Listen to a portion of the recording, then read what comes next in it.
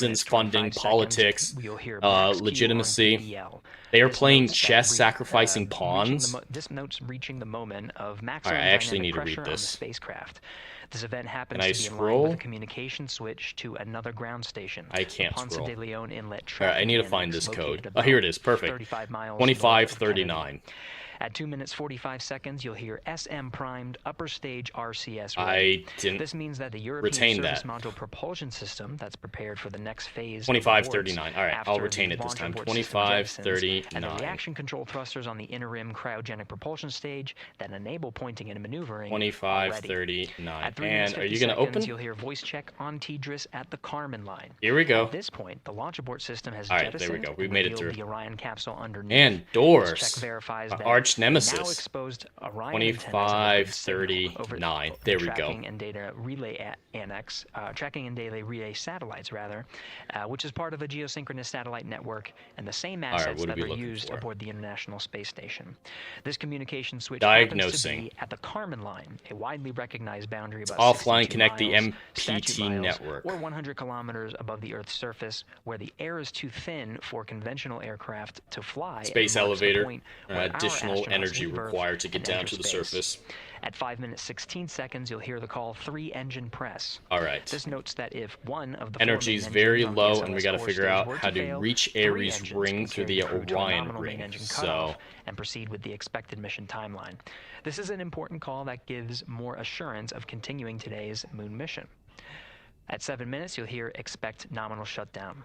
You'll hear this call should the main engine performance be as expected up to this point. Shutdown plans can vary and may impact G-forces we're opening up this airlock, it looks like, or future burn plans, but a nominal shutdown is more indicative of continuing the mission on the expected timeline. At 7 minutes, I'm going to get a handheld version of this AOA eventually. Open. This notes crossing into a new abort profile. At this point, Perfect. an abort would use Orion engines to escape the core stage, and the altitude and velocity are enough to make it one lap around the Earth and aim for a splashdown in the Pacific Ocean instead of the Atlantic. Yep, And then, it's actually this laser that I'm nominal collecting. MECO. You won't hear MECO right away. Teams here wait until the core stage has separated. I've never played and the Kerbal trajectory is Derp. I need to confirmed check as it out. expected before that call to the Heard crew. great things about it. Now, this ascent profile is approximate, as there may be calls that move a few seconds depending on the trajectory, and of course these are the calls and times for a nominal trajectory. Teams in this room have been training extensively to prepare for any and all scenarios, and they are confident and ready to take this got crew those into panels space today. off. In today's pre-brief, the Yep, flight we're director, looking Joe at a very Freeman, good expressed go his for confidence to the launch. team, There's citing an the hundreds 80% of chance that simulations to there's a prepare for rainstorm this very moment. that's nearby. There's These an are calls 80% you'll chance hear that it will be during out of the way, ascent so less they're than pretty 3 confident hours that the from rain now. won't And now interfere. we'll turn our attention to the countdown to launch and send it back to you, Megan. 2.5 left. 2.5 hours left until so much, Gary. mankind Now, launches today's 4 back astronauts, of to the course, moon Canadian in the Space first time in Agency over astronaut 50 Jeremy years. Hansen. It's Let's go to exciting. Jasmine with her next guest. Lantine, just don't touch Kerbal 2? Okay, I didn't know that. I probably would have tried Kerbal 2 first, so are starting to gather, and we're that's to have great Lisa advice. Campbell of the Canadian Space Shoot the Agency join oxygen? us. Lisa, Jeremy I Hansen don't think is about anything to would make happen, history but as I the am first curious. Canadian to venture to the moon. What does that milestone mean for your agency?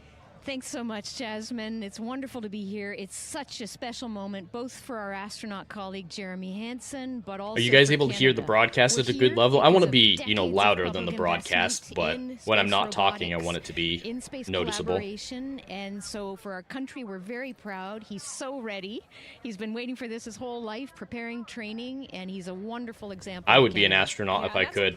Zero questions. Jeremy. He really has been Even prepping if, for this you know, his NASA whole came life. to This me will and be said, his first hey, space you're flight. going So to what the has it been moon like for the rest watching of you your become life. part You of this can never Artemis return to crew? Earth. It is Well, a as I mentioned, one-way I've known mission. Jeremy since I would do it. 2020, and, No hesitation. he's a colonel, a fighter pilot, a father, and he Audio really was good? is a very Perfect. dedicated, passionate human being. And it So seems both like for him Spectrum's to doing a lot better realize his now. goal Haven't of had as many being an hiccups astronaut and from flying, them. He also is hopeful that witnessing All right, will raise awareness about the value of the my space program, oxygen's the doing good benefits enough for here right on now, Earth, so we'll of hold off. exploring the universe and our place in it. Welcome into the Wow, that's YouTube beautifully side, said. Wiley And Dave. really, Great this to have international you. Collaboration has been going on for quite some time now. We've worked together in low Earth orbit and now going into deep space together. So why is it so important that we have these international partnerships? It makes us stronger. We can go faster and further together.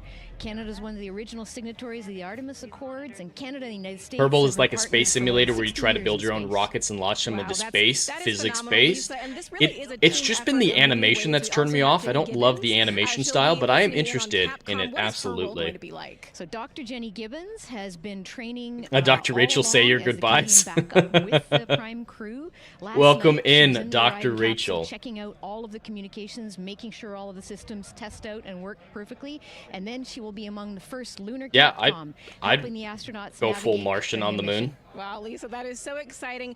Any final words for the nation of Canada before today's mission? Just we are You so want to proud, plant the so seeds of excited, and we can't revolution, wait to Kel? welcome Jeremy home. Fantastic. Lisa No, Campbell, thank you so much don't for come being in here. today. No. Of course, and with that, let's get back She's to excited NASA's about the main launch cruise. too. She wants to watch it. Stay down, girl. Stay down. You gotta get comfy. And right now, What are you guys thinking of the split screen style? I know we could watch the entire stream and just react to the YouTube side, but I thought, you know, it'd be nice to have a little bit of something else to fill in the gaps of the broadcast. Something a little fun, not too distracting. again, a call out to mission specialist Christina Cook. Again, It's yeah, it's cartoony, but it's kind of unique. Yeah, I'm not dismissing it entirely because of the art style, but I'm interested. I'm interested. Open the side hatch, and she did report a drop in pressure. The first wave of Mars colonization is like the Death Star problems. They might have had a small drop, but you know, we have a starting pressure and Yeah, I'm taking my wife with me. Chat, Rachel's going with me. The engineers know exactly what they're looking at for. Yeah, I'd be alright if a bunch of flat earthers were able to join the initial Mars and moon colonization. Absolutely. To happen before they launch today, that is complete. I need to scroll up in this chat a little bit. You guys started moving, and I love it. I love it. As the closeout crew Steam, what are you talking about? Derp. Steam. Yeah, Kale, it's my puppers. It's Siri. Again, a separate Dr. Rachel, my goodbyes, because stream will cut us off now that I'm here, or maybe Jed will leave me for a ticket to space. Nope, you're coming with me, Rachel. We're taking Siri too. She's gonna have a little Sputnik helmet on.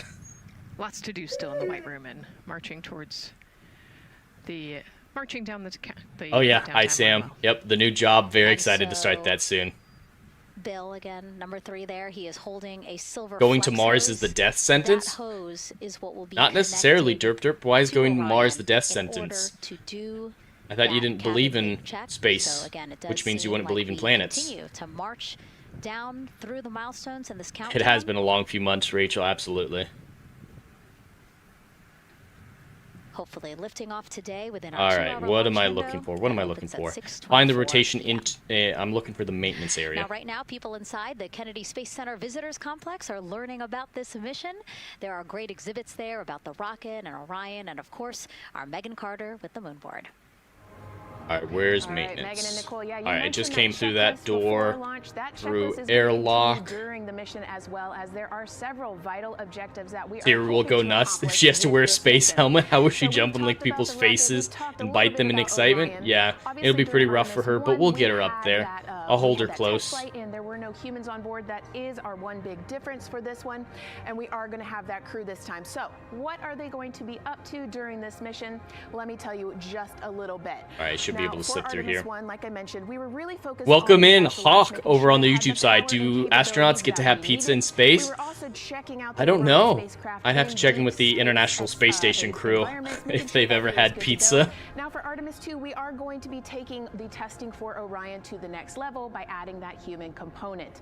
So those test objectives are going to start even before launch. Derp Derp, it is if you think about what they do if it's not real. Do you think they just murder anyone who's part of the space program if they die in space? That's some evil shit, man. That's insane. They are going to have something called the egress baskets. No, going to Mars isn't a death sentence. I'd gladly go to Mars. Down to the ground within seconds to safety. Another great example of those safety procedures are going to be the LAS, or the I think I'm going the right way. that I mentioned earlier. Just a reminder, that's the one that can pull the crew and capsule away from. All right, I think I'm gonna have to fly through this incredibly carefully. Now, those are just a couple quick examples, but our recovery tight. Can I thread this needle? Quite a lot to make sure that they are ready and prepared for any challenging situation. All right, where am I headed now? Up this way? All right. Several no, that's a other window. objectives that we are going to be looking at are also going to be communication checkouts. That is going to be vital. I know we What are you talked talking a little about, bit Big Bird earlier, Ariel? about all the maneuvering that they're going to be able to All do. right, I just but got we down wanna make sure here. that they have What's over full here? communication ability from space to ground so that we can fully support them here. We are also Nice. going to be checking out All right, cut those the power. life support systems. Obviously, we've talked a lot about the service module and what it is going to do for the crew, but we want to make sure that those life support systems are fully functioning, obviously, before we send them farther into deep space. That's going to be critical for them. So on top of being able to maneuver the spacecraft and check everything out, we are also going to be making sure that everything is fully functioning. So She's doing her brief again. Big Good part choice. of this mission is to make sure that the Here, let's switch spacecraft, over to it so you the can actually hardware, see and all properly the what she's operations saying. are working, and that the data is going to make sense. And It's all speaking fake of until they put a recovery, Muppet in we are space. also going to have the opportunity at splashdown to recover that launch or that. No, you that mean if they flight put people data, on the and rocket we're that gonna be aren't able to take actors, then that they would back, expose it, so analyze they and have to make sure fake it or there blow are, it if there are up. any These guys enhancements we need aren't or changes we actors. need These to make for astronauts our have next been missions. doing stuff like this, being fighter pilots, going to Antarctica, studying, getting degrees specifically for this for years. They're not just actors. You can trace their whole lives where they've been scientists and pilots and living these lives, so they're clearly not actors. They will have a I mean, look at those graphics they're using. It's all computer generated. I mean, yeah, what they were showing just there is computer generated. It's a model to show you how the ship breaks apart. That's not meant to be pictures. They do have a mascot and plushie making the trip. Yep. Little Rise is going to be the zero gravity indicator. Program who have come from all over the globe. Saku, you're here from Japan. Oh, you're enjoying Brighton Pacification, Sam. Brother and sister Cosma and Jessica. I appreciate that. From Germany, you actually told me that you participated in the NASA rover challenge in Huntsville. Derp, I was talking to Ariel there, not about your verbal comment. Being here today. So it is an amazing experience because you meet so many young Wiley, people Dave, with visions, all of those dreams, things you're talking about with the careers, space and station inspire videos you are and easily motivate you. explained. And it's even better They're to easily be explained. here now to see the SLS We're getting closer though, 2 hours and 23 minutes until the launch. We're getting so close. They're just interviewing people now. We can switch back over to the game. This being an international effort, you were actually telling me, Saku, that you're interested in becoming an astronaut with JAXA, pursuing your PhD to be able to do that. Tell me a little bit about that. How can you prove these people are part of the Freemasons, Derp? That's just an assumption. I didn't make it all the way, but I'm still working on it, and hopefully I can be. Alright, what are we doing? Provide power to the station rotation engine. Do I need to find 4 engines? It looks like I need to find 4 of those reactors. You're from Mexico. We were talking a little bit about women in space. I've seen a lot of those Wiley Daves, those videos that people think are fake, and they're all very easily explained. I think that's such an amazing news. It's just so inspiring that we are taking the first black person and also the first woman. Oh, stop talking about. We don't need to talk about diversity. Big step in equality as well. God, it's just impressive that we're going back to space. We don't need to go with the diversity argument. We're ready to see it lift off. Thanks, Leah. Yeah, a lot of excitement, but also a lot of Oh, inspiration. I'm gonna have to Again, cut this through a is lot of part these. Jesus. A big part of the reason why. 0.6. Good readback. Aux 1 voltage. 1. I haven't seen The Simpsons, Ariel, so I don't know what episode you're referring to. 131.3. Alright, I think I'll be able to make it Numbers through. Here, they're referring to specific steps in the launch There is a countdown black that we astronaut. have Yep, to the step pilot. through in order to get us to launch And today. he's very And qualified. So we were saying, yes, inspiration, a big part of why NASA does what it does. We There's want not to an work Asian. together and we want to explore together Unless one of them is part Asian, but no, it's 2 humans, white I think, guys, a white naturally woman, want and to a black explore, guy. and So yeah, I don't so think there's any going together, Asian. Like Lisa said These are astronaut. The least important thing about them is their melatonin level, their melanin levels. Yeah, absolutely correct. Focus on them being incredibly brave astronauts and And we have that people. great shot there in our small box. Yeah, I read it out as rocket on the pad melatonin at the because very that's what top was there. put. Our Artemis 2 crew. Right now, we know that the crew Whoa. has begun. Alright, I'm gonna have to Be careful. Crew has begun doing that cabin. Alright, pulling this out check. should work. So they are currently pressurizing the I need to watch the Simpsons astronaut episode, Ariel. I can definitely watch that episode. I just missed the ball on Simpsons. By the time I was watching TV, there's quite a bit of volume. You know, we talked about I was raised homeschooled and everything like that, not allowed to watch a lot of TV. By the time I was watching TV, The Simpsons wasn't good and didn't interest me. Initial pressure, wait 5 minutes, and take the second pressure. Yeah, Alright, and then can it I takes hit about, these? 6 to 8 minutes again to depressurize the cabin. So this process will take a few minutes. Ascent switch configuration complete. OTC copies. Thank you. And then after the cabin leak checks, then they will Alright. finally close the Try to last get through abort system here. hatch. So again, chugging along in the countdown, really excited to, again, continue to hear the crew's voice inside Orion, stepping through all the procedures. Yes, it's exciting to hear them making progress, right? It's all good news hearing the crew talk to the ground and working together to get to the launch. And what I think is really cool is that this is the first time NASA is going to have astronauts in low Earth orbit, but also in deep Karen, space out there. astronauts So here's a chosen message for their from some of the crew melatonin aboard the levels. International Space Station right now. Yeah, you gotta be drugging yourself a lot with melatonin to be an astronaut. Confirmed. Counting down together to the launch of this historic flight test. If we weren't in microgravity, we would also be on the edge of our seats. Oh, message from the ISS. Here on the International Space Station, all of us are honored to have the chance to wish our fellow explorers Godspeed. Throughout human history, the moon has sparked our imagination, curiosity, and wonder. With our return to the moon, we're not only going to be learning about its history, the history of our solar system and of our planet, but also about our place in the cosmos. We are so proud of the Artemis team and so excited for what you will see. I'm glad they got a and learn message on from the behalf of ISS all of crew. humanity during your trip around the moon. As we push the boundaries of exploration and expand our knowledge with scientific discovery, we advance our collective civilization together as one. Test flights are crucial to the mission of exploration. We all learn in test flight schools that the more challenging the missions are, the more incremental. I say just keep the the test orientation. I should be. know why This they're Artemis not, 2 but it's is funny. one more increment on the way to further exploration. Thank you to the crew, our friends, for your dedication. And from the entire Expedition 74 crew, thank you to all of the teams that had a hand in getting the Artemis 2 mission to where it is today. Lantine, gotta warn you, Jed, you're about to hit a time section. Alright. Just want to get through this ISS message, and then I'll focus a little bit more. Oh, I love Alright. that so much. I just That was a love good seeing them message. there. And again, you have to It's so remember hopeful. We're getting such great, hopeful content out of this. Her hair's not supposed to move, Wiley Dave. What would be moving it? Things don't just move without being acted upon by an external force. So her hair was moving a little bit because she was moving her hair a little bit, but it wasn't waving around because there's no reason to move around. Something needs to cause the motion. Artemis 2 is our return of humans to the moon, flying around the moon. I think I'm going this way.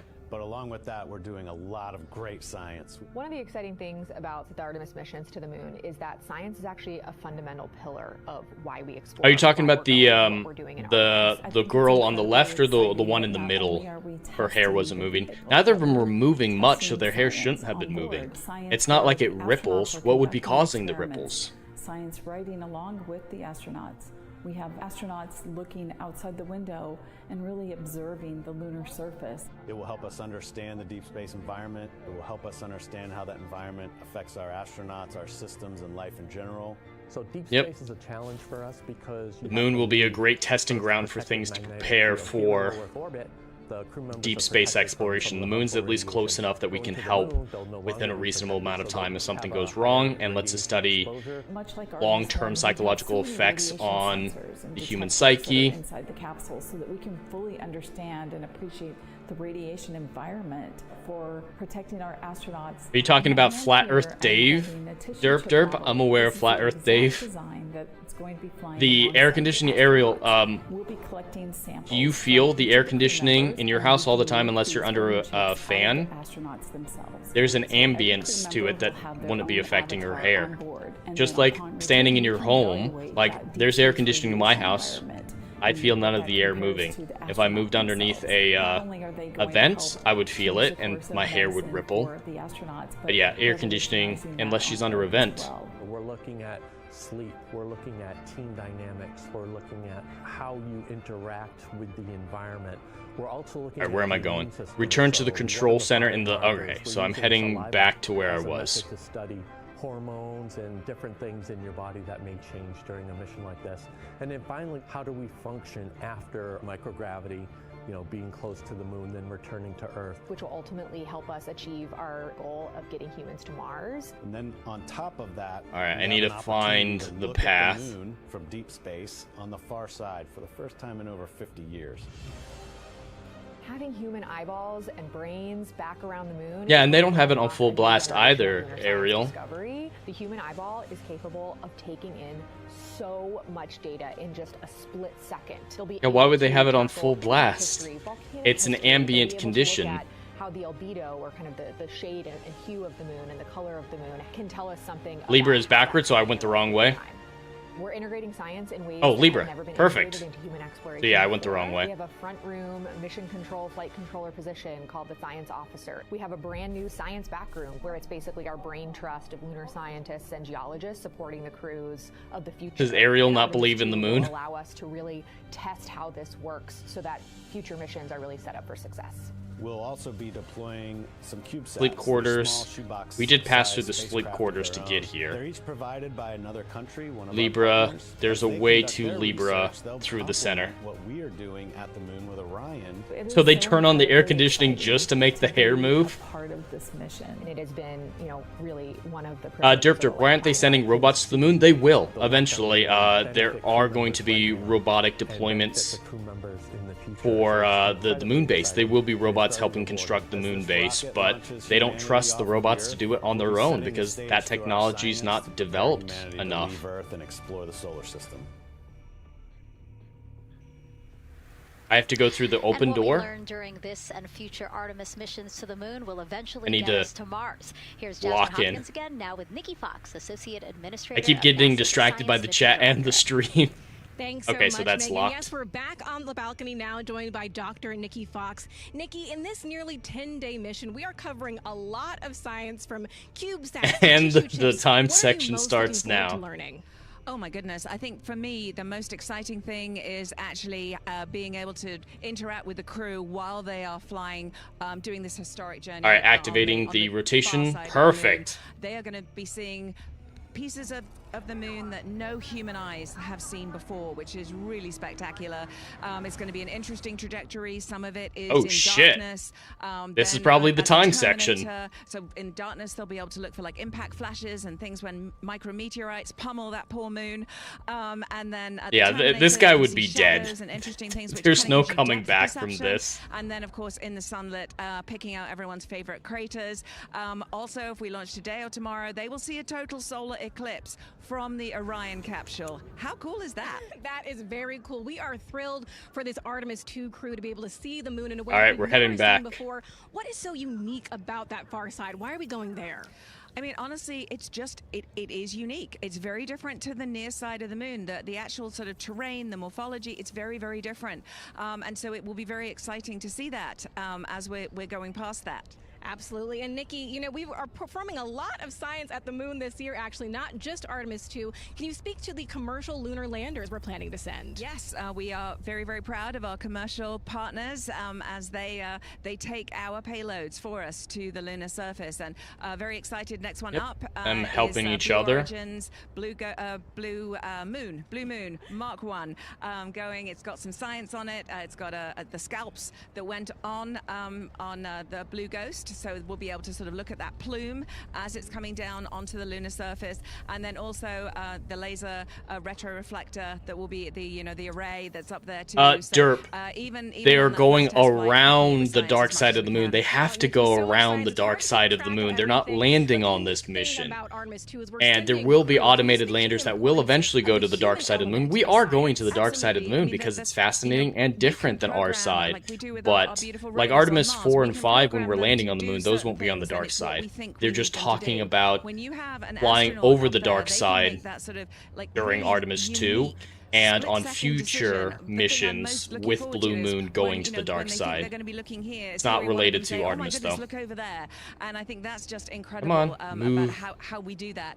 Also, flying our tissue chips with it's got to be up front. Our Avatar experiment. Here we go, Avatar. Oh, just in time. That's got the tissue chips samples that matched to the crew, so we'll be able to monitor. Yep, Lantine Boy's correct. It was the exploding atmosphere. It was dramatically done. It was dramatized for the purposes of this game, but yeah, atmosphere can push you out, and then the character hit a bunch of debris along the way. Thank you so much for being here today. Thank you so much. Go Artemis. Oh, of course, go Artemis. And with that, let's turn it back over to the countdown with NASA's Megan Cruz.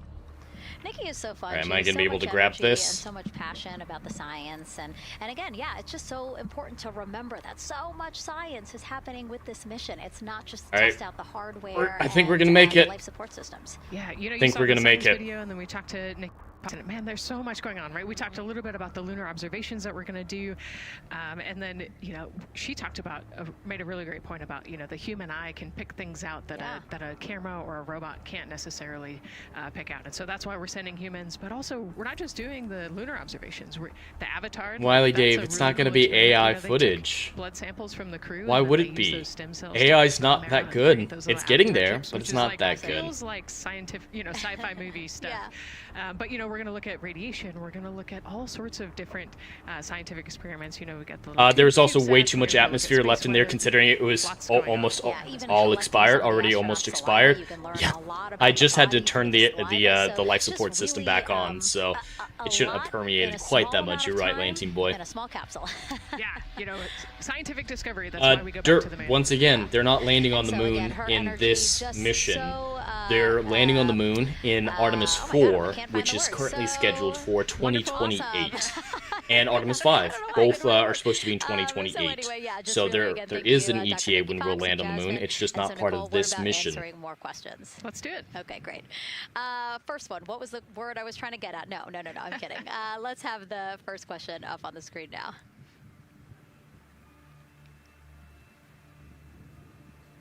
I think they're having some technical issues on their end. They're trying to pull up that question. And CDR, OTC, Orion, Earth 1. We'll get down to the lunar surface right about now. Finally, we're landing on the moon in the game.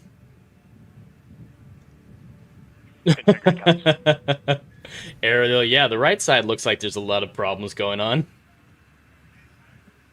What's the ETA? Like I said, 2028 for Artemis 4. And it'll be the beginning of the year since they're planning on 4 and 5 being in 2028. Launch and re-entry.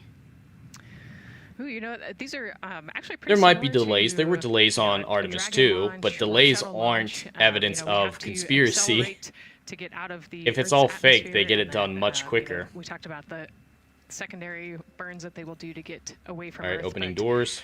You know, for me personally, it kind of felt like we got slingshot. Yeah, Lantine Boy, that's an excellent point. So, you know, change in president could affect NASA's budget and disrupt Artemis moon base plans entirely. Go ahead. Moon leak check complete. The cabin is going to be vented to flight pressure momentarily. Wiley Dave, there are images that are real from space, but they're not as pretty as some people's like. So there are ones that are photoshopped together and combinations of photos that they willingly admit. But no, those photos from the 70s aren't CGI. CGI wasn't really a thing back in 1969. So that's not true. Yeah, go ahead, Nicole. Like we talked about, continuing to march towards. There are absolutely photos from the moon. The Earthrise photo they admit is photoshopped for dramatic purposes, but they admitted it from the beginning. Often they have to back off on the thrust a little bit so that you don't get too high. I don't think we need G-forces. those. And especially as we go through kind of max Q or that max aerodynamic force, so as they get through the thicker parts of the atmosphere. And then very similar G-forces on the way home. So slow, steady build up to about 4.5 Gs as the rocket actually. The world will go internal into simulation before we're into proper external exploration. We're already in external. You have to actually. You know, exploration. We're already in external exploration, and the computer technology is nowhere near good enough for a simulation yet. So yeah, that's not going to be the case. Again, you know how to send them to us, at NASA. Yeah, Wiley Artemis. Dave, But the now we broadcast have is another kind of question for you, boring. for It'll our get audience. exciting We in want to about know 2 what hours here. part of Artemis So 2 I are thought it you was a good most idea to excited include for? the gameplay just to keep Liftoff, things moving a little Earth bit. views from Orion, lunar flyby, or splashdown. Yeah, Ariel, that's what I'm Tell us talking about. again There on are NASA's photoshopped Instagram or Twitch pictures of the moon. accounts, There and are share your of Earth. answers They are a little real later in photos, the but they're stitched together to show the Earth all together. Yep, those are what I'm talking about. So it's still original sources for the ones labeled real. They're just combined to make a more complete image. But there are complete images of the Earth from the Apollo missions. Who she's caught up with now. Well, Megan, we were a little while ago talking to some students from around the globe. Speech croc. Today we're Okay, I actually don't think we talking need to some that. local students who are from right here, locally Merritt Island in Titusville. We talk a lot about the Artemis generation going? and about the students who are going to become the next generation of dreamers, of engineers, of scientists and technologists. And I'm actually Here we standing go. with one of Finally those getting my students robot. here today.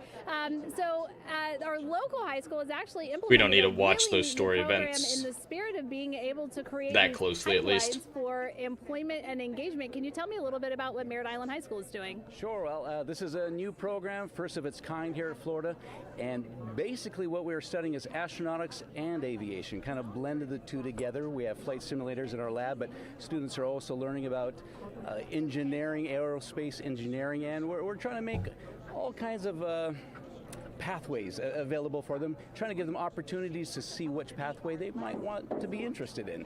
So, yeah, it's just a great opportunity. We can for use them the to learn about cinematic space. version of it. We just finished doing a whole model rocket build where the students took CAD software, developed their own rockets, put them together, and launched them right from our school. So it was very exciting. Incredible. And then another local high school, Titusville, you guys also have a similar but slightly different program. Yes, we do space mechatronics with advanced manufacturing, preparing students to build and manufacture. So things to your evidence for why the automation Apollo to build astronauts things were on Mars actors and is things they like didn't that act so locally, good. too. Now, you told me that you're actually I don't think that's a trying sound to figure argument. out a little bit what you want to do when you're done your freshman in high school.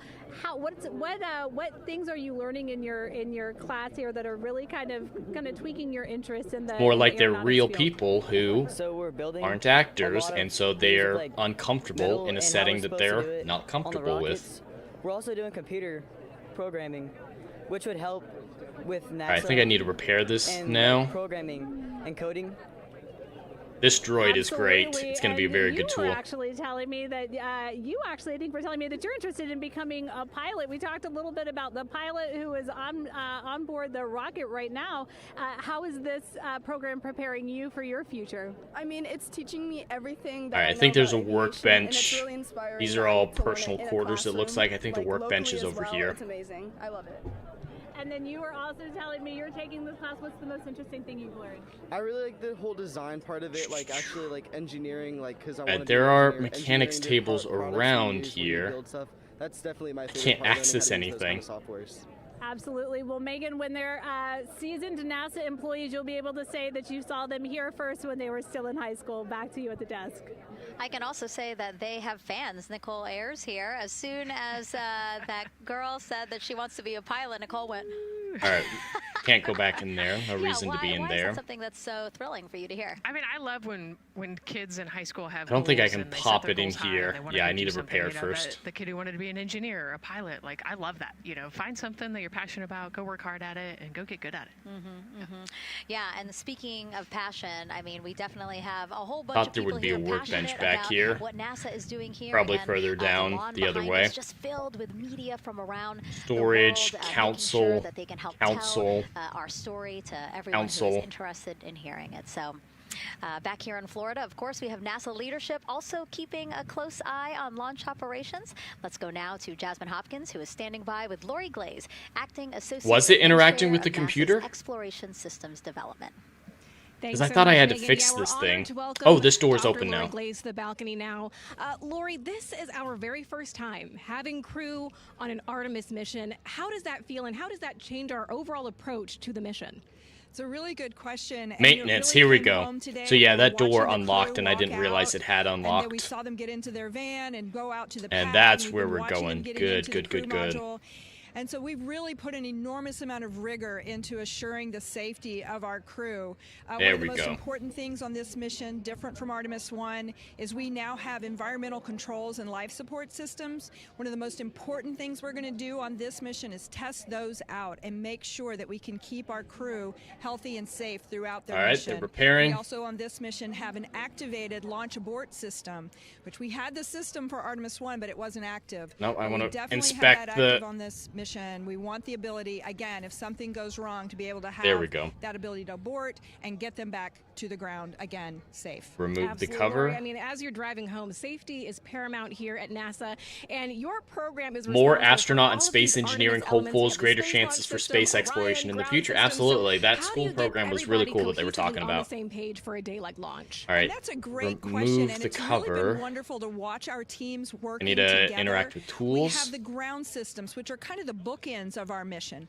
The ground systems help prepare us to get the rocket ready to take off. They're doing all of the loading of the tanks right now and getting the crew into the Orion. Feel like there's probably some tools I should pick up, like that. Cover the crew when they land in the ocean, but they know that their job. Okay, so there are a bunch of components I need to pick up around the room. I already picked up one earlier, so let me make sure the space launch systems, they I know pick them all their up. job is to deliver the crew module to the right ASC repaired. Yeah, it kind of did look like ours, and though. then again, they have to make sure that, not seeing any components. Ready, that they set them on the trajectory that is going to bring them around the moon and set them up to land in the right place in the Pacific Ocean. And that's their job, and they know how important that is. And they have to work closely with Orion, which again, another component. Good. Work with all the other all right, I think that updated sure my objective. That should be all the components. Together. And then on top of that, our flight operations teams, all the people on the ground, they're all working I need together. to remove the cover, place the parts inside. Unless every single part of the mission works. Right. Lori, there are so many things that have to work together today. All right. We can't wait to see what happens next. Thank you so much for being here. It's my pleasure. Thank you. Of course. And with that, let's take it back to the countdown with NASA's Megan Cruz. Yeah, and speaking all right, of the so countdown, that one's going to be the top. So this is probably going to be the bottom. Counting until the opening of our 2-hour launch window at 6:24 p.m. Eastern Time. This is a shot of Jetty Park. It's a nearby popular viewing location of rocket launches, and it is. And then it's got to be this one next. How many people are here? I mean, this is a Wednesday. Like people had to take time off of school and off of work, but it's something that they felt like they wanted to do to be here. Yeah, you know, I think just based on the chatter on the airplane ride yesterday, half of my airplane ride really? They were coming to see the launch. You know, everybody's excited and traveling from all over the world to come see this launch. Yeah, Ariel's right. Why wouldn't there be fear? They just did something impossible to do. It was probably terrifying. I mean, it's just a beautiful day to witness history. It is, yeah, you know, a little bit of sprinkles, but for the most part, the clouds are staying away, and you can see the blue weather's sky looking us, good. So, hoping for good weather in a couple hours. Absolutely.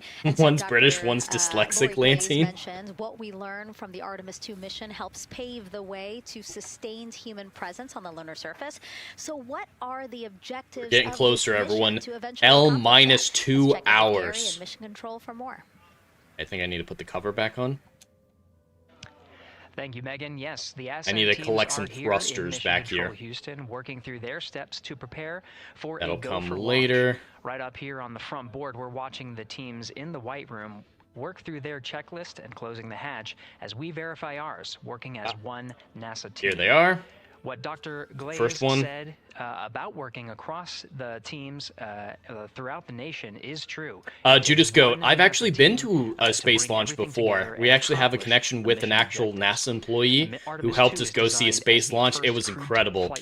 It was really cool to watch. I was blown away. It was awesome. And we saw the rockets coming back down. It was a SpaceX launch, so we saw the boosters coming back down. It was really cool.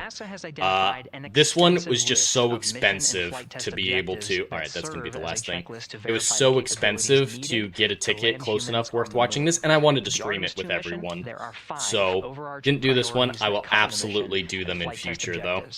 First is, of course, course, we need something with 2 holes. All right, 2 holes. Crewed mission inside the Orion spacecraft, this mission serves to demonstrate the capability of safely sustain the flight crew throughout the mission, including launch, the deep space component, and return. I don't know what it's trying to do. Number 2 is systems. Oh, maybe it's this. Mission brings it all together to validate. There we go. performance of all Gotta ground do this and one flight first. systems needed for a long-term lunar campaign, from launch infrastructure to spacecraft operations. Lantine, I'm still surprised the moon base has so much air, unlike the space station. Performance data as much as possible.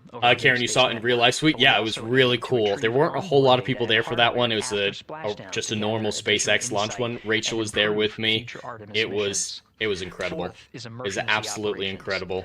Saw it go all the way up. I don't think that's the right one quite yet. We'll try this one. And contingency responses. During the flight, astronauts will rehearse a number of these procedures. All right, we'll do this one to now. ensure that in the event of a real emergency, the planned procedures and operations are set. Nice. And finally, there's subsystem so you got snuck in to watch the launch? You're not on the watch list, are you, Jed? No, it was a public launch, but they helped, the NASA employee helped us get cut past the line, basically, but it was a public viewing area. And it was really cool to watch, like Rachel was talking about. That would be amazing sight in person. Yep, you're just across the lake from what's going on, and you see the whole thing. You see it launch, you see it disappear into the atmosphere. And it was incredible. It was incredible. All right, which one's bigger? All right, I'm going to need to rotate it. There we go. A lot of the work from many people has led to this. I would definitely recommend seeing a space launch in person if you ever get the chance, everyone. It's incredible. Excited about it. The teams here in this room are looking forward to supporting the mission, and I hope those watching are as excited as we are. We are following the countdown here in Mission Control Houston. Everything continues to look good. Now inside 2 hours from the beginning of the launch window. With that, I will send it back. Put the plate back on. How much more repairs do we need to do? Hey Gary, thank you so much. We Placement are successful. Is there another one? Working something that we would like to give you an update on. So let's get on over to Daryl. All right, thank you, Megan, and we are live in firing room 1 here at the. I'm going to need to hit the heads some point in the next hour before we get close to the. Not working any constraints to the launch. With regards to the rocket or the ground systems. But that's not going to be a problem for a while. The launch team has been made aware of an issue that the range is working. Stream seems to be holding fairly well. Connection's good. Looking great. Over at the range. We understand that issue. The Weasel, that sounds rad, would definitely go to a launch if I was in Florida. Yeah, you see it across the bay. You feel the rumble a couple seconds after you see it, so it's far enough away, but you get the whole view of it launching, and the wave hits you. You watch it flow into the atmosphere, and then a few minutes later, we're all looking up trying to see, and we see a glow in a cloud. And we're like, is that the first booster? Is that the first one? And then the booster falls from it, firing its descent thruster, and God, seeing it come back down and land safely, it was magical. It was incredible to see that whole process. For some assistance from the launch team to help verify some of the work that they're doing. Yep, they're starting to get some clouds, Rachel, but it doesn't look like it's that bad. And this is where it gets. Definitely go see those Canadian Polar Satellites launch if you get a chance. I don't know anything about that project, but yeah, if you ever get a chance to watch any launch, it gives you perspective. I love that I'm such a small cog in a great universe. Makes me feel part of something incredible. It's a beautiful universe. And we're just stretching our infant hand out to the sky for the first time. In a, cosmic scale. To check and verify the system with the launch director, and she gave the approval, is to all right, where are we heading? Ass. Equipment from inside the Let's open up the way for you. During the space shuttle program. And this equipment is able to receive commands by the range through the flight termination system. And so with this piece of equipment, all right, here we go. This console operator. You saw a space shuttle Atlantis go overhead during the descent orbits. Does that count? That does, Legatus. That's really cool. I'd love to have seen Atlantis. The space shuttle program was an impressive program, and not enough people talk about it anymore. They're like, oh, we had to do the shuttle program after Apollo lost all its funding. It's like, yeah, true, but the shuttle still did some really cool things, and it's disappointing that we haven't replaced it. We can continue to we went to other process and things. work The shuttle the countdown. design didn't make any sense the anymore, closeout but it was such an crew elegant will continue to do their design. work, and the launch team will continue to do their work as well. But we'll keep you updated on what happens in regards to. All right, what am I looking as far for? as my There understanding should be a goes, control pretty unique mechanism situation by here, with trying door to, here. bring Here we go. resolution, and kind of help out the situation that we're seeing at the range right now. You got an And antidote that's the from your latest here youth, from the firing room. Lantine? I'll send it back to Megan and Nicole out the host desk.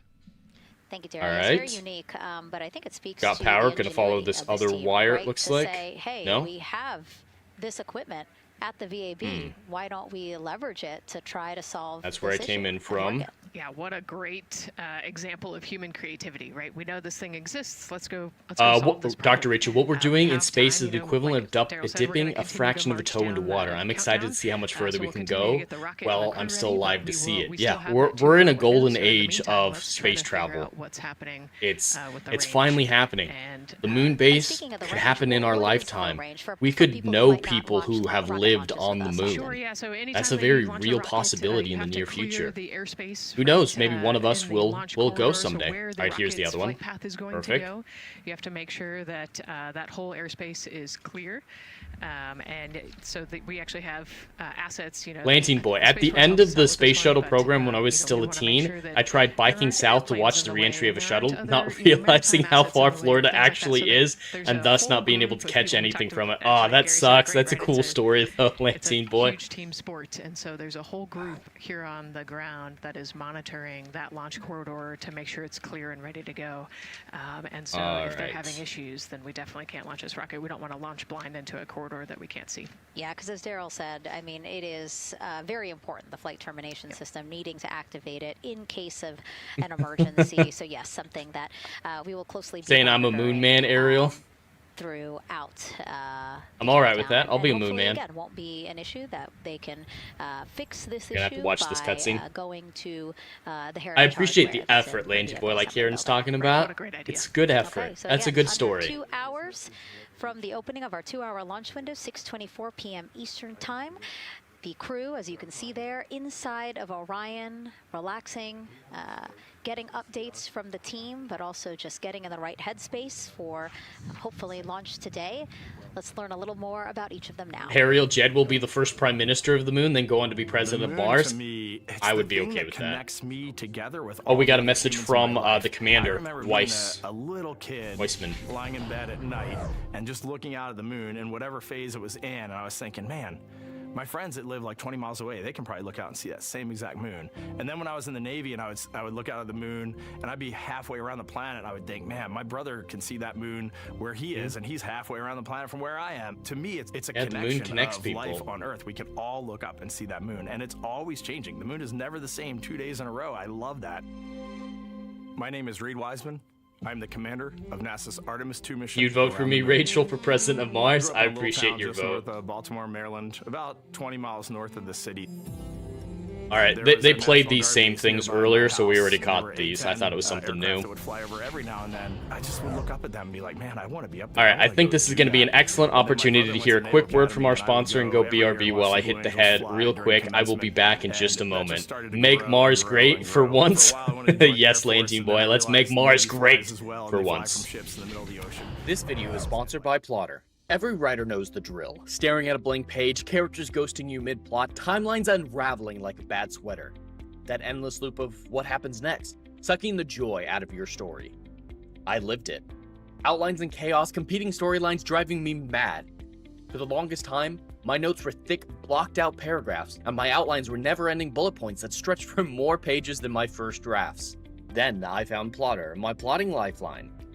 Visual timelines that snap into place, drag-and-drop scenes to tame the wildest arcs, character sheets that keep everyone on track. It turned my latest novel, a 200,000-word juggernaut with multiple character perspectives and solar systems worth of lore, into an easy-to-understand, trackable project, complete with a series bible, multi-track storylines, and lore documents that make world-building a breeze. And check out their latest feature, a seamless note-taking system for all those story and character ideas that don't have a home yet. Available for free to all users of the Plotter app. For pro users, your notes and files will automatically sync across devices with cloud storage. If you're tired of the plot purgatory, use my link or scan the QR code to get Plotter for life with a single payment of $150. Your epic won't write itself, but with Plotter it'll flow like never before. Link in the description. Let Plotter help you conquer your stories. Two daughters. Alright, I'm back. Didn't even need to go BRB. That's how quick we are around here. Ariel saying, after I become president, threatened to fling meteors at the Earth until they cave to my demands. I think about every single day. I mean, go full moon as the harsh mistress. I'm gonna do that. And tried as hard as I possibly I'll be a fair dictator. Alright. I do wonder what it's gonna be like when Yep, this is the personal message, or the personal documentary about the pilot. So far away from everything that you know. I had that sensation on the space station the first time I got to sit in the cupola for a really long time. So I can only imagine what that's gonna be like from 200,000 plus miles away. My name is Victor Glover, and I'm the pilot for NASA's Artemis 2 mission. That doesn't have power yet. When I was in 4th grade, I was 10 years old. And that's when the Challenger accident happened, and it helped me understand how they are talking the about general Challenger. public felt about the astronaut corps, right? Like, these are the people that we want to be, and that just gave me an easy thing to strive toward. The biggest fear that we're gonna have to power this door to get out of here. Is doubting myself. Going to college when no one in my family had gone to college was a huge risk. I had more confidence in my athletic ability than in my academic abilities. This one unlocked. This one is perfect. College students that I saw on TV. Wrong one. But my classmates that I saw in the lab and around the University Union, I didn't know if I had what they had. I think addressing that self-doubt was a part of, swinging for the fence and trying to go get an engineering degree, not just go to college, but get an engineering degree. All right, we're back in the main control room. Challenging and technical, like flying. Apollo is known for sending humans to the moon. Artemis has an opportunity. Looks like we have some power canisters we've got to find. There's one right here. We already went to maintenance. Artemis is a new program, and we're trying to do new things, and it's great to compare and contrast. When you look at our spaceship, that's a cutscene. I don't think we need to watch that. Built and integrated in another country. When you look at our crew, you see that our crew is international. There are also men and women, and I just think that comparing and contrasting makes the story even richer.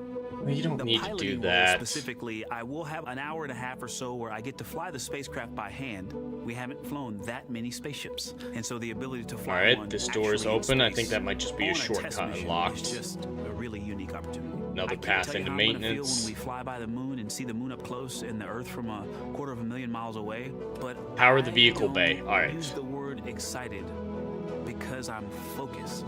What we do, this is very serious and it's very risky. And which one is the vehicle bay? And so if we go out there and we're successful and we can pass that baton on to Artemis 3, that's something to really be excited about.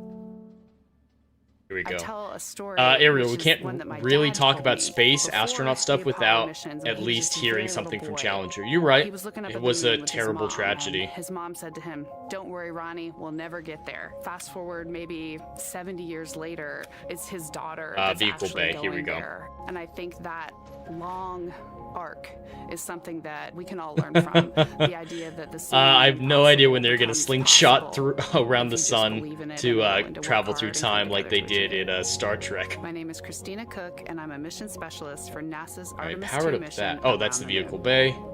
Vehicle bay. Vehicle bay requires two. When I look back at my dreams as a kid, I definitely never thought I would actually get here. I was very pragmatic. Even though I'm a dreamer, I knew that the odds were way against me again, so I might as well do something I'm loving in the meantime. I definitely love science and math and school. Alright, I need another power canister on the other side. I was always outside. I loved surprised maintenance only required one, so I gotta find another one. The night sky, oftentimes between the pine tree branches. Which tragedy would you consider to be the worst, Challenger or Discovery? I'd need to look at them more closely, Lantine, and I hate to compare tragedies like that. Like Apollo 1 can be in there, and that one was really tragic. I'm drawn to I think Challenger 1 was with the school teacher. That one is particularly tragic because wait, it was Columbia? Carrying a whole lot of equipment and in a harsh environment, and that's just something might be right. I've carried with me ever since I was a kid.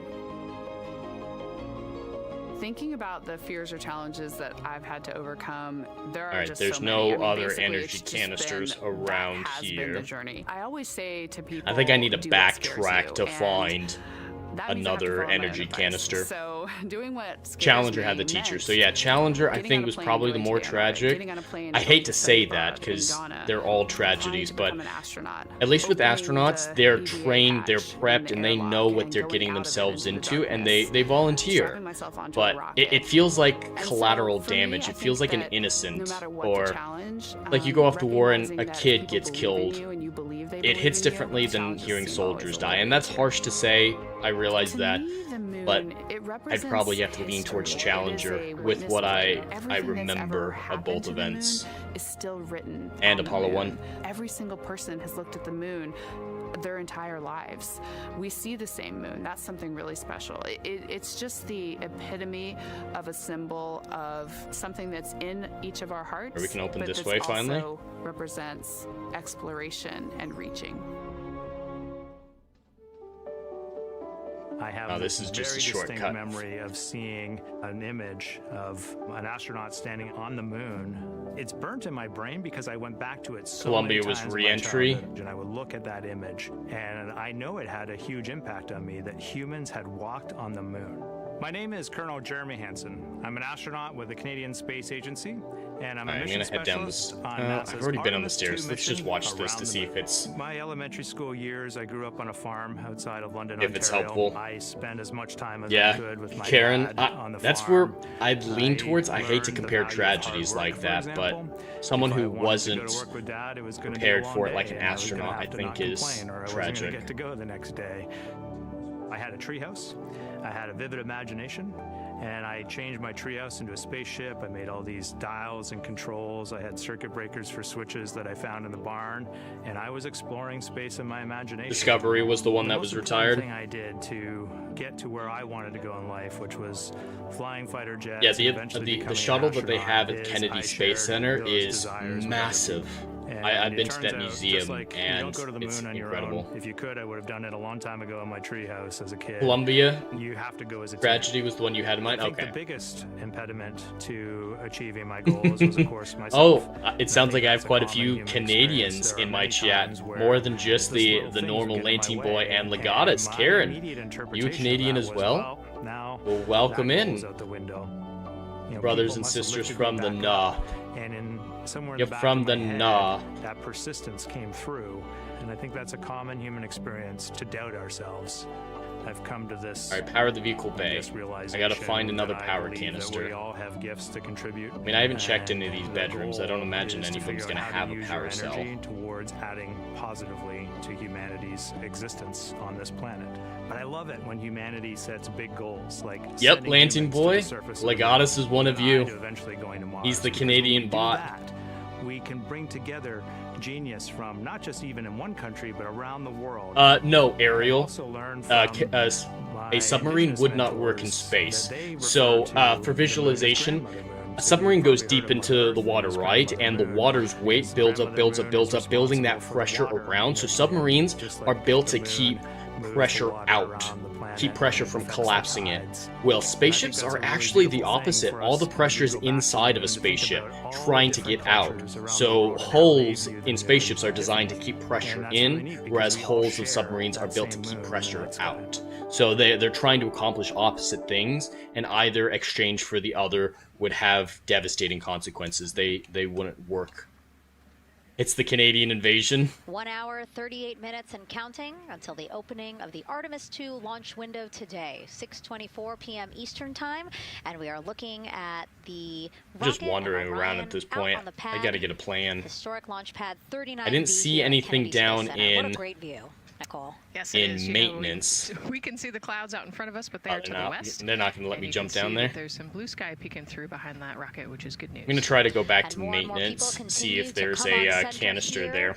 About a couple of hours ago, folks with special passes to come on center. Did you were have any allowed to, commemorable items start I driving own on was with gifted? family and friends, I'll need and to of check course, that we have out. Media growing by the moment here at the press site here. I don't at have Kennedy any Space Center, memorabilia setting up their from cameras, the Apollo setting up missions. tents interviewing folks. I'll need to check out that link. This great jib shot that we have from our camera here showing. But yeah, I'd love to have memorabilia from Apollo or Artemis, at the all of site. that. And actually, even to the right of us, so camera left, no, sorry, the right of your screen, left of us, all right, plenty so of other we people have there, this. set up with their own tents, Can broadcasting I go anywhere to else? their own viewers, and so again, just really cool Backup to power see crew everyone quarters. wanting to share in this moment. I can check Yeah, crew that's, quarters. I mean, how many media tents we can see from here.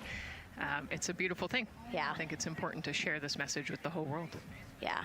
All right, So I'm gonna let's see take if they look have now a at second people who are watching power canister somewhere in other here. Parts of the country.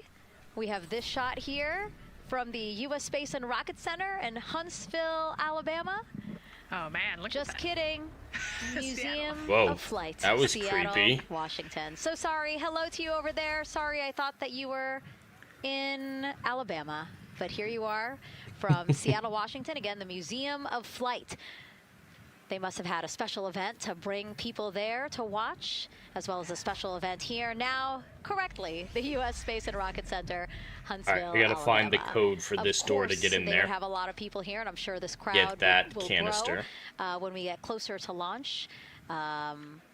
Marshall, the home of the SLS rocket.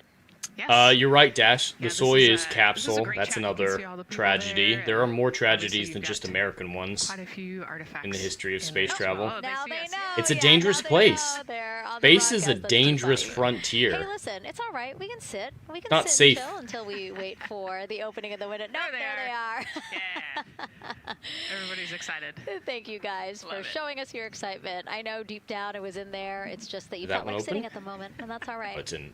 There's a little delay. Yeah. I can it's hear all right. some doors opening. Well, thanks so much to those All right, supporting who's got the these watch code? parties and bringing them to us live here. Actually, our video paths are taking quite a circuitous route to be able to bring those live views in from Seattle as well as Alabama, but we're glad that we can be able to share it with you in the broadcast now. All right, nothing in there. And so why are we going to the moon? Change your name Why to does NASA Dangerous want to build a Frontiers. moon base there? It would be an Here's Megan accurate Carter name. again with our moon board. All All right. right, I need to Thank you, fix Megan. this Yeah, so we are stuttering right that's around going that hour on, and a because half that's mark, in the hopefully for that game, launch. Chad. That's not It's in going to be the very stream. exciting. So they Turn are off going to have a VSync. few days to be You don't want around to the change low that. Earth orbit, and then they'll be heading on to the moon. So yes, let's talk what will be happening. Why are we going to the moon? So obviously this is not going to be a landing, as we've discussed. They are going to be coming with 4,000 to 6,000 feet around the moon's All right, surface. haven't checked and down this here is going yet. to connect us directly to Plenty our to see past. down here. Those Apollo missions did have 6 lunar landings, and the Artemis campaign is looking to build on that past by going back to the moon, staying longer, and then going farther. So how are we going to do that, and why? Oh, she's doing the brief We again. have talked a little bit about that lunar South Pole, and we are focused specifically on the far side of the moon for this one for a specific reason. You might have guessed we're going to be looking for some resources, especially, and that's going to be water or water ice. That is going to be The giving South us Pole, some really some critical water pieces potential. for future missions. And as you can see here, we have identified 9 potential landing zones. So this is going to be a critical objective for our crew.